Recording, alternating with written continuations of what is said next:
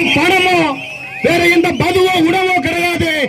தமிழ்நாட்டுடைய ஒரே நம்பிக்கை, நம்முடைய ஒரே எதிர்காலம், நம்முடைய ஒரே அடையாளம் எங்களுடைய 6 அண்ணன், எங்கள் வெற்றி பெயர் விஜய் அவருடைய பெயருக்காக இந்த கூட்டம் கூடியிருக்கிறது.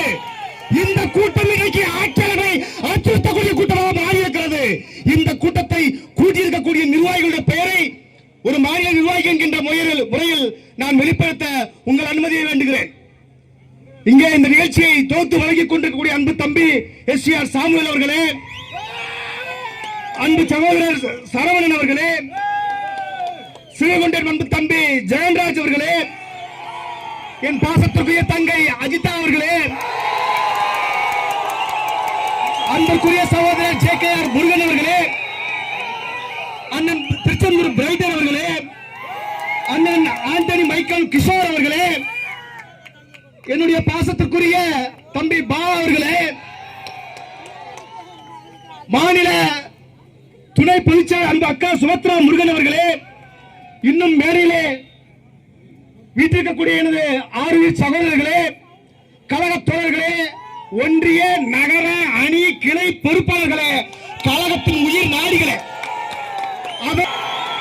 எப்பொழுதுமே அரசாங்கத்திற்கு தவறான தகவலை வழங்கிக் கொண்டிருக்கக்கூடிய உளவுத்துறைகளே நல்லா சொல்லுங்க. உளவுத்துறை நண்பர்களே, பெரும் கூட்டம் கூடியிருக்கிறது என்று சொல்லுங்கள்.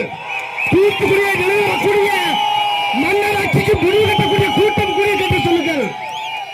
இது சாதாரண கூட்டமா? ஒரு மாபெரும் கூட்டம். இந்த கூட்டத்தில் எண்ணிக்கையை கொஞ்சம் கூட குறைக்காமல் கொண்டு போய் சேர்க்கக்கூடிய வேலையை உளவுத்துறை செய்யுங்கள். இல்லைன்னா எங்க விர்ச்சுவல் வாயிஸ் இருக்காங்க, நாங்க யாரையும் எதிர்பார்க்க மாட்டோம். நான் நேரடியாக விஷயத்துக்கு வரேன். அது என்ன எஸ்ஐஆர்? தேர்தல் ஆணையத்துடைய வேலை வாக்காளர்களை சேர்ப்பதா இல்லை நீக்குவதா? தேர்தல் ஆணையம், சிபிஐ, அமலாக்கத்துறை என்று சொல்ற இடி, இதெல்லாம் தன்னாட்சி அமைப்பு. இதற்கு அரசியல் வரக்கூடாது. ஆனா நேற்று 2 நாளைக்கு முன்னாடி பீகார்ல அங்க தேசிய ஜனநாயக கூட்டணி பாஜக தலைமையிலான கூட்டணி வெற்றி பெற்றிருக்கிறது. ஆனா 1 மாசத்துக்கு முன்னாடி அங்க பல லட்சக்கணக்கான வாக்குகள் திருடு போயிருக்குது. அப்ப பீகார்ல, ஹரியானாவுல, மகாராஷ்டிராவுல வாக்குகளை திருடிய திருட்டு கூட்டம், மக்களை மதத்தின் பெயரால் பிரிக்கக்கூடிய அந்த மதவாத பாஜக தேர்தல் ஆணையத்துடைய துணையோடு தமிழ்நாட்டிலும் எங்கள் வாக்குகளை, எங்கள் உரிமைகளை பறிக்க திட்டம் போடுவீர்கள். அது நாங்கள் இருக்க